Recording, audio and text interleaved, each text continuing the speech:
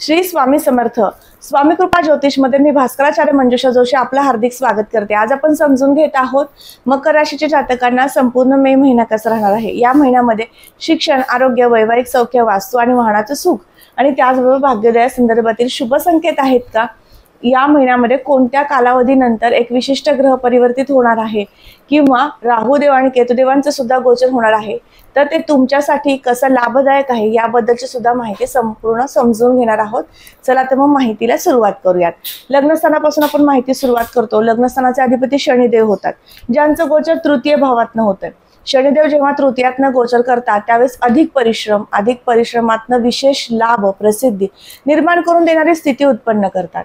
लग्नस्थानाचे अधिपती तृतीयातनं गोचर करत आहेत, परंतु ते राहुयुक्त आहेत, त्यामुळे काही अंशी थकवा जाणवणं, कामाची कार्यक्षमता कमी होणं किंवा काही अंशी तुम्हाला एखाद्या गोष्टीसाठी जास्त विचार करण्यास प्रवृत्त करणं असे काहीसे ग्रहमान प्राप्त होत आहेत या महिन्याच्या 18 तारखेपर्यंत। त्यामुळे 18 मे पर्यंत विशिष्ट काळजी तुम्ही घ्यायची आहे। कुठल्याही गोष्टीचा खूप विचार होणार नाही आणि त्यामुळे त्या माध्यमातून मानसिक त्रास, डोकेदुखीचा त्रास होणार नाही याबद्दलची काळजी तुम्हाला घ्यायची आहे। स्थानाकडे जाऊयात। धनस्थानावर आपण कुटुंबाचं सौख्य आणि धनप्राप्ती पाहतो, धनसंचय योग पाहतो। धनस्थानाचे अधिपती शनिदेव होतात, ज्यांचं गोचर तृतीयात नव्हतं, त्यामुळे अधिक परिश्रम धनवृद्धिंगत करून देण्यासाठी नक्कीच या महिन्यात घडवून घेणार आहेत शनिदेव।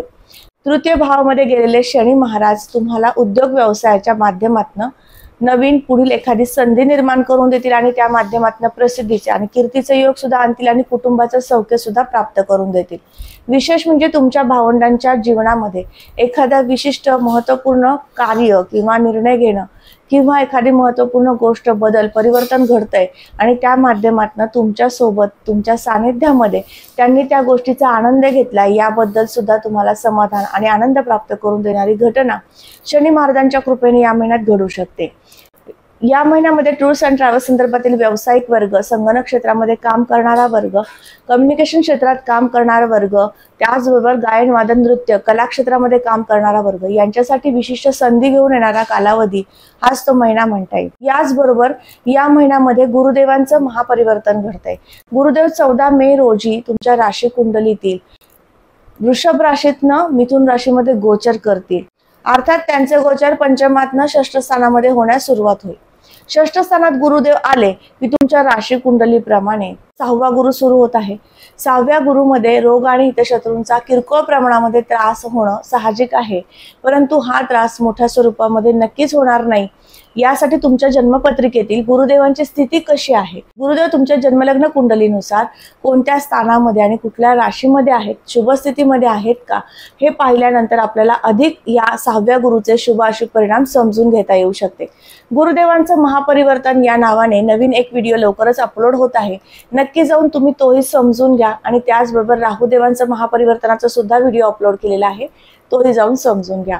या माध्यमातून तुम्हाला समजू शकेल की तुम्ही राहू देवतेची आणि गुरुदेवतेची कुठली उपासना करायची आहे।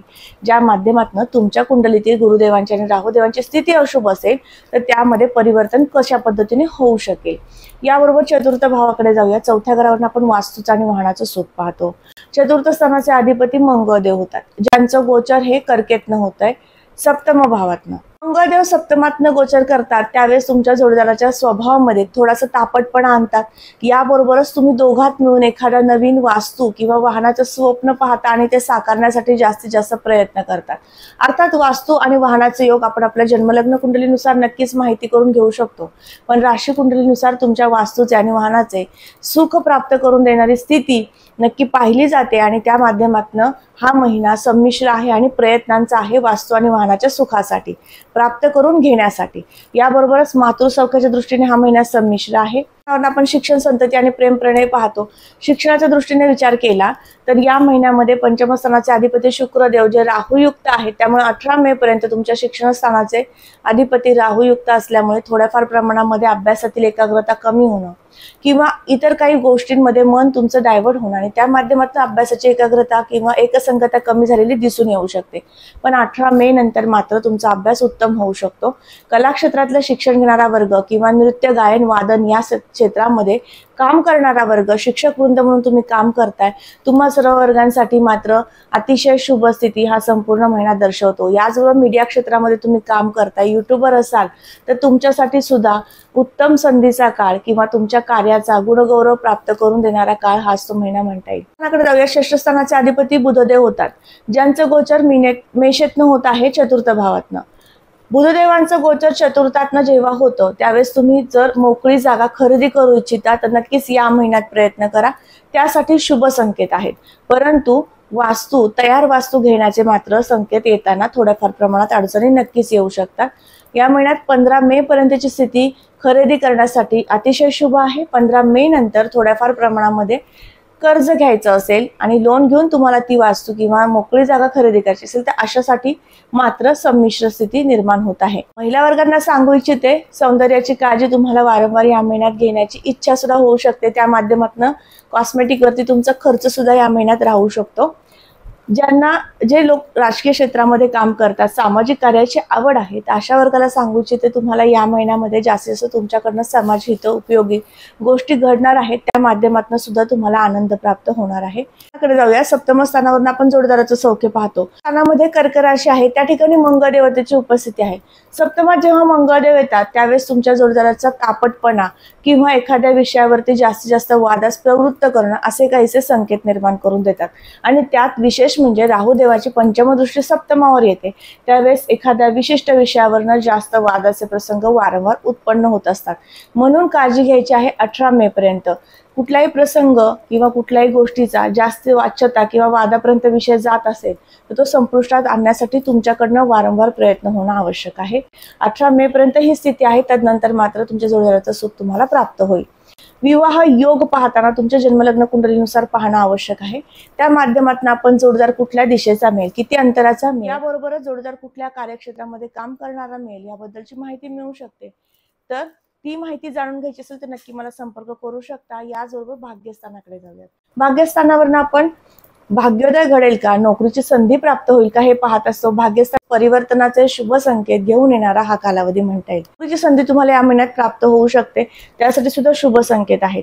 दशम स्थानाकडे जाऊयात। उद्योग व्यवसायाचे हे 10वं घर आहे, शुक्रदेव होतात, ज्यांचं गोचर परिश्रम स्थानात होतं, त्यामुळे तुम्हाला उद्योग व्यवसाय मोठा करण्यासाठी तुमचा जास्तीत जास्त कल या महिन्यात राहू शकतो।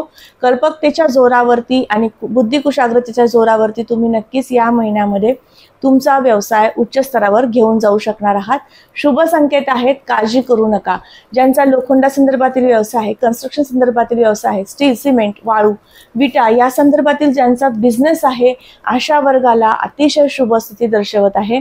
त्याचबरोबर कॉस्मेटिक, रबर, संगणक क्षेत्रातील व्यावसायिक वर्गांना मध्यम स्थिती आहे। सोने चांदी या संदर्भातील व्यावसायिक वर्ग अतिशय उत्तम स्थिती तुमच्यासाठी आहे आणि त्याचबरोबर शेअर मार्केटमध्ये काम करणारा वर्ग, गुंतवणूक करणारा वर्ग यांच्यासाठी सुद्धा उत्तम स्थिती या महिन्यात आहे। याबरोबर लाभाची स्थिती उत्तम आहे, व्यवसायातनं नोकरीतनं उत्तम लाभ प्राप्त होऊ शकतात। खर्चाच्या दृष्टीने विचार केला तर खर्च स्थानामध्ये असणारी धनुरास गुरुदेवतेचं परिवर्तन होतं। या महिन्यामध्ये 15 तारखेनंतर तुम्हाला तुमच्या आरोग्यावरती विशेष खर्च करावा लागणार आहे, त्यामुळेच मी सुरुवातीला सांगितलं की आरोग्यासाठी हा महिना संमिश्र आहे आणि त्या माध्यमातून तुम्हाला जर त्वचा विकार संभवले किंवा इतर काही प्रॉब्लेम्स जाणवले, तब्येतीच्या तक्रारी जाणवल्या तर त्या माध्यमातून तुम्हाला मेडिकल ट्रीटमेंट घेणं आवश्यक होणार आहे आणि आरोग्यासाठी तुमचा पैसा काही अंशी खर्च करण्याचे योग या महिन्यात दिसून येत आहेत। आता आपण समजून घेतलं मकर राशीच्या जातकांना संपूर्ण मे महिना कसा राहणार आहे। तर या मे महिन्यामध्ये तुम्हाला विशिष्ट कार्य करायचं आहे। या संपूर्ण मे महिन्यामध्ये तुम्हाला एखाद्या महत्त्वपूर्ण कार्याला सुरुवात करायची असेल तर तुम्हाला सांगू इच्छिते 15 मेच्या अगोदर करा, तुमच्यासाठी विशिष्ट लाभ प्राप्त करून देणारी स्थिती आहे। त्याचबरोबर उपासनेच्या दृष्टीने विचार केला तर या महिन्याच्या 15 तारखेनंतर तुम्हाला जास्तीत जास्त दत्त महाराजांचं नामस्मरण करणं, दत्त महाराजांचं दर्शन घेणं, दर गुरुवारी दत्त मंदिरात जाऊन दर्शन घेणं आणि गोड पदार्थाचा नैवेद्य दाखवणं या काही गोष्टी केल्यात किंवा स्वामींचं नाम घेतलं तरी सुद्धा तुम्हाला संपूर्ण पुढील 13 महिन्यांचा कालावधी शुभ जाऊ शकतो, कारण याच महिन्यामध्ये गुरुदेव परिवर्तित होत आहेत आणि तुमच्या राशीला 6वा गुरु सुरू होत आहे। तर नक्की काळजी घ्या। या माध्यमातून उपासनेत राहा।